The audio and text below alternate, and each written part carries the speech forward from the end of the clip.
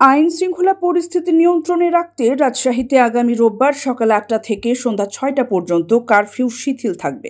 সন্ধ্যা ৬টার পর থেকে পরবর্তী নির্দেশনা না দেওয়া পর্যন্ত চলমান কারফিউ বলবৎ থাকবে।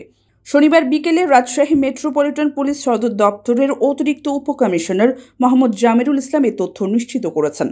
তিনি জানান, জনগণের জানমালের নিরাপত্তা বিধানের লক্ষ্যে জনসাধারণের একক বা সংঘবদ্ধভাবে সব প্রকার চলাচলের ওপর সান্ধ্য আইন জারি করেছে রাজশাহী মেট্রোপলিটন পুলিশ।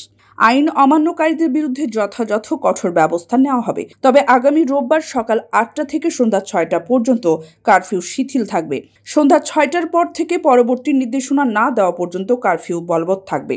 এদিকে শনিবার বিকেলে রাজশাহী মেট্রোপলিটন পুলিশ সদর দপ্তরের অতিরিক্ত উপকমিশনার জামিরুল ইসলাম সই করা এক প্রেস বিজ্ঞপ্তিতে ২৪ ঘণ্টায় ৩৩ জনকে আটক করার কথা জানান।